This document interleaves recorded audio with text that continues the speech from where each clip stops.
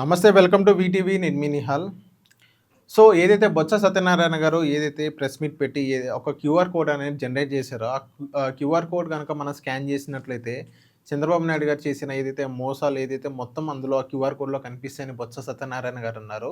So ఈ మొత్తం ఇప్పుడు మేము ప్రజల్లోకి తీసుకెళ్తామని బొత్స సత్యనారాయణ గారు చెప్పడం జరిగింది. సో ఓవరాల్గా ఈ వివాదం పట్ల జగదేవ్ గారు సీనియర్ పొలిటికల్ అనలిస్ట్ ఏమంటారో ఒకసారి సార్తో మాట్లాడదాం. నమస్తే జగదేవ్ గారు, వెల్కమ్ టు వీటీవీ. నమస్తే నిహాల్. ఎస్ సార్, ఇప్పుడు బొత్స సత్యనారాయణ గారు ప్రెస్ మీట్ పెట్టి మాట్లాడడం జరిగింది. ఏదైతే క్యూఆర్ కోడ్ ఒకటి జనరేట్ చేశారు, చంద్రబాబు నాయుడు చేసిన ఏదైతే మోసాలు కానీ ఇవన్నీ అందులో క్యూఆర్ కోడ్లో ఉంటాయి, అవి మొత్తం మేము ప్రజలకి వివరిస్తాం, ఇంటింటికి వెళ్ళి మేము ప్రజలకు వివరిస్తామని కొత్త ప్రోగ్రామ్ ఒకటి స్టార్ట్ చేయడం జరిగింది. ఈ ప్రోగ్రామ్ అనేది ఎంతవరకు సక్సెస్ అవ్వచ్చు అని అంటారు? బొత్స సత్యనారాయణ గారు ఇది ఇనిషియేట్ తీసుకున్నారా, లేదంటే దీని వెనక మళ్ళీ ప్రశాంత్ కిషోర్ గారు లాంటి స్ట్రాటజిక్ మేనేజర్ ఎవరైనా కొత్తగా వైసీపీ అలాంటి అంటున్నారు, ఎవరైనా కలుగా శ్రీనివాస్ కలుగు ఏదో ఉన్నారు, అట్లాంటి వాళ్ళు ఎవరైనా స్ట్రాటజిక్ మేనేజర్ వచ్చి సలహా ఇచ్చారా అనేది డౌట్. ఎందుకంటే వీళ్ళు ఆల్రెడీ సీనియర్స్ అయిపోయారు బాగా. ఇప్పుడు నెక్స్ట్ తరం వాళ్ళే రావాలి. ఇప్పుడు బొత్స గారు అనగా, వైసీపీకి చెందిన ధర్మాన గారు అనగా, ఎస్పెషల్లీ ఉత్తరాంధ్రకు సంబంధించి. సో ఇటువంటి నేపథ్యంలో వీళ్ళు క్యూఆర్ కోడ్ పెట్టి చంద్రబాబు నాయుడు గారి యొక్క లోపాలని, తప్పుల్ని ఎత్తి చూపడమే పనిగా పెట్టుకుంటే ప్రజలకు దగ్గర ఏది ఎలా? ఓకే, ప్రజలకు దగ్గర అవ్వడానికి మీకు పథకాలు ఏవి రావట్లేదు, మీకు అందుబాటులో ఏమి ఉండట్లేదు, ఎందుకు మేము పెట్టింది ఇలా చేశారు, దీనివల్ల ఏంటి లాభం, ఈ విధంగా వెళ్ళండి. అంతేగాని ప్రభుత్వాన్ని వేలెత్తి చూపించేలా ఉండాలి కానీ వ్యక్తిని వేలెత్తి చూపించేలా ఉండద్దు.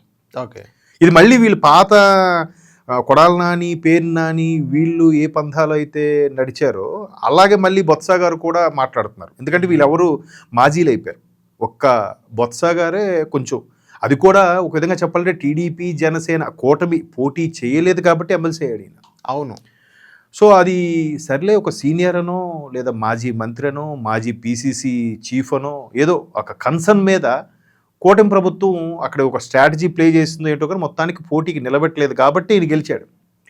గెలిచిన తర్వాత ఇంకా దాన్ని కాపాడుకునే ప్రయత్నం చేయాలి, ఏదో ఒకటి మాట్లాడాలి కాబట్టి, పైగా వైసీపీతోనే ఎమ్మెల్సీగా ఉన్నారు కాబట్టి ఎలాగా వైసీపీ అధిష్టానం నుంచి ఒక ప్రెజర్ ఉంటుంది కదా, ఏంటి మీరేం అనట్లేదు, ఎక్కడ మాట్లాడలేదు. ఎందుకంటే మీరు చూడండి, ఈ మధ్యకాలంలో జగన్మోహన్ రెడ్డి గారి గురించి కానీ వైసీపీ గురించి కానీ మాట్లాడుతుంటే ఒక్కసారిగా అయితే అంబటి గారు, పేర్ని గారు, రోజా గారు వీళ్ళు ముగ్గురే కనిపిస్తున్నారు. మిగతా వాళ్ళందరూ ఏమయ్యారు? గుడివాడ అమర్నాథ్, ఒక కొడాల నాని, వల్లభనేని వంశీ గారు అంటే లోపల ఉన్నారు, పక్కన పెట్టండి, అనిల్ కుమార్ యాదవ్, వీళ్ళందరూ ఏమయ్యారు? వీళ్ళెవరు అక్కడ మాట్లాడలేదు, మీరు గమనించారో లేదు. వీళ్ళు ముగ్గురే మాట్లాడుతున్నారు. ఇంకా వీళ్ళు ముగ్గురికే ఎక్కడో చిన్న హోప్ ఉందన్నమాట. అంటే హోప్ కూడా కాదు, ప్రజల్లో కొంచెం మనుగడ ఉంటే మన నెక్స్ట్ ఎలక్షన్స్కి ఏ పార్టీకి వెళ్ళినా పోటీ చేయొచ్చని ఉద్దేశంతో ఉన్నట్టున్నారు వీళ్ళు. వైసీపీలో కొనసాగాలని ఉద్దేశం అయితే కాదు. సో అటువంటి బొత్స గారు ఏదో ఎమ్మెల్సీ సమావేశాలు అయినప్పుడు కొద్దిగా 2-3 ప్రశ్నలు వేసి సంధించేసి మాట్లాడారు.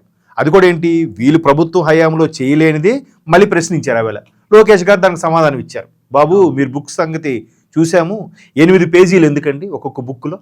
8 పేజీల దీనికి వీళ్ళ గురించి సెల్ఫ్ డబ్బా, ముఖ్యమంత్రి జగను, డిప్యూటీ సీఎం వీళ్ళ పథకాల గురించి 8 పేజీలంట ఒక బాటనీ బుక్లో, జువాలజీ బుక్లో 12 పేజీలంట, ఫిజిక్స్కి ఒక 6 పేజీలంట. అట్లా ఇవన్నీ సిజరింగ్ ఇచ్చుకుంటూ వచ్చి వాళ్ళకి ఆ రోజు ఎమ్మెల్సీ సమావేశాల్లో లోకేష్ గారు బొత్స గారికి సరైన సమాధానం ఇచ్చే అక్కడ కంట్రోల్ చేశారు. అయితే ఇప్పుడు బొత్స గారు ఈ క్యూఆర్ కోడ్ పెట్టి చంద్రబాబు నాయుడు గారు తప్పులు చూపిద్దాం, చంద్రబాబు నాయుడు గారి యొక్క మైనస్లు చూపిద్దాం అనుకొని మళ్ళీ పాత పంథాలోకి వెళ్తుంటే ఇది కూటమికే హైలైట్ అవుతుంది. ఎందుకంటే ఎప్పుడైతే ఎలక్షన్స్ ముందు 24 ఎలక్షన్స్ ముందు జనసేన టీడీపీ కలవకూడదు అనుకొని పవన్ కళ్యాణ్ గారిని పావలా స్టారు, ప్యాకేజీ స్టారు, ఆయన ఏ స్క్రిప్ట్ ఇస్తే ఈయన అదే చదువుతాడు అన్న వాళ్ళు ఒక్కసారి చంద్రబాబు నాయుడిని అనవసరంగా ఎప్పుడైతే అరెస్ట్ చేశారో ఒక్కసారి సమీకరణాలు మారిపోయాయి. వీళ్ళిద్దరూ ఒకటైపోయారుగా, ట్రెమెండస్ చేంజెస్ వచ్చేసాక, ఘోర పరాభవం కదా. ఇంకా రియలైజ్ అవ్వకపోతే ఎలా? ఇంకా మీరు ఏదో వైసీపీ అధిష్టానం చెప్పిందనో క్యూఆర్ కోడ్ పెట్టి చంద్రబాబు నాయుడు ఒక లోపల మళ్ళీ ఏం చెప్తారు?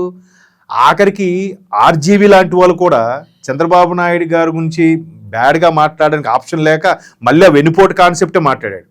ఆర్జీవీ అనేవాడు కొత్తగా మాట్లాడతాడు కదా, ఆయన కూడా మళ్ళీ ఇప్పుడు పాత చింతకాయ పచ్చడి వెన్నుపోటు పొడిచాడు, మామగారు వెన్నుపోటు పొడిచాడు అంటే ఇంక అక్కడే ఉన్నారు, అప్గ్రేడ్ అవ్వట్లే. సార్ ఇప్పుడు ఈ క్యూఆర్ కోడ్ సిస్టమ్ అనేది ఎంతవరకు సక్సెస్ అవ్వచ్చు అంటారు ప్రజల్లోకి? ఇప్పుడు జనాలకి ఏదైనా పైసా వచ్చేది, ఒక పథకం వచ్చేదాన్ని అంటే ఇంట్రెస్ట్ చూపిస్తారు కానీ ఇది పెట్టగానే వాడు మోసాలు వస్తాయి, వాడు ఇవి వస్తాయి అని అంటే ఎవడు చూస్తాడండి? వాడి గురించి మనకెందుకురా. అసలు ఓపెన్గా పెట్టి ఘంటాపదంగా మాట్లాడుతూ గంటల కొద్ది మీటింగ్లు పెడితేనే ఎవడు రావట్లేదు, పైసలు ఇస్తే కానీ బిర్యానీ ఇస్తే కానీ. పని కట్టుకొని క్యూఆర్ కోడ్ స్కాన్ చేసి ఎవడు చూస్తాడండి చెప్పండి? అవును. మీకు విషయం చెప్పండి, ఏదైనా ఒక మంచి విషయం ఇలా జరుగుతుంది సమాజానికి ఉపయోగం అంటే ఎవ్వడు రెస్పాండ్ అవ్వడు. అదే మీరు ఆ క్యూఆర్ కోడ్ స్కాన్ చేయండి, ఒక 10 రూపాయలు వస్తుందంటే అరే 10 రూపాయలు వస్తుందా, చూద్దామా, ఒకసారి ట్రై చేద్దామా అని ముందుకు వస్తాడు.